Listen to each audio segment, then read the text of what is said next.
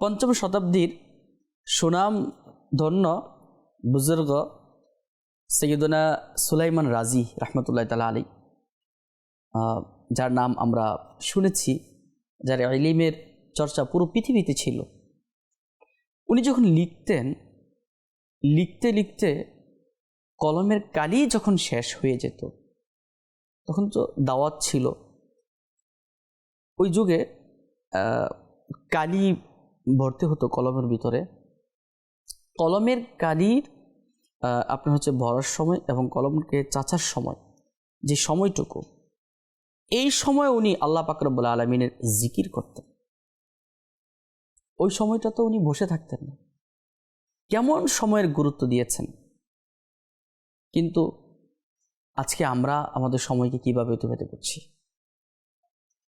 অথচ কুরআনুল কারীমে মহান আল্লাহ পাক রব্বুল আলামিন ইরশাদ করেন, ইকতারাবা লিন-নাসি হিসাবুহুম ওয়া হুম ফি গাফলাতিন মু'রিদুন।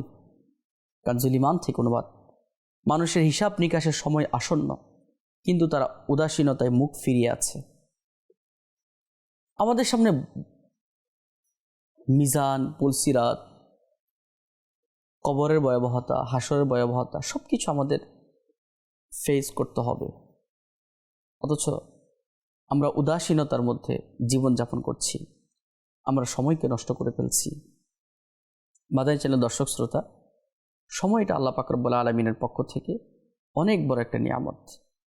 এবং শাফি রহমতুল্লাহ তাআলা আলাইহি ইরশাদ করেন যে সময় হচ্ছে তালোয়ারের ন্যায়। যদি এটাকে তুমি ব্যবহার করতে পারো তাহলে অনেক কিছু অর্জন করতে পারবে, অন্যথায় এটা তোমাকে কর্তন করে ফেলবে, অর্থাৎ তোমার জীবনকে ধ্বংস করে ফেলবে। আমরা আমাদের সময়কে গুরুত্ব দেই, আল্লাহ পাক রব্বুল আলামিনের জিকিরের মধ্যে আমরা আমাদের সময়কে অতিবাহিত করি, অহেতুক সময়কে নষ্ট না করি। আমরা যদি চাই যে দুনিয়াতে থেকে জান্নাতে বৃক্ষরোপণ করব, তাহলে হাদিসে পাকের মধ্যে এসেছে, যে ব্যক্তি সুবহানাল্লাহ, আলহামদুলিল্লাহ, লা ইলাহা ইল্লাল্লাহ, আল্লাহু আকবার বলবে, তার জন্য সুবহানাল্লাহ যে একবার বলবে তার জন্য একটি বৃক্ষরোপণ করা হবে, আল্লাহু আকবার বললে একটি বৃক্ষরোপণ করা হবে।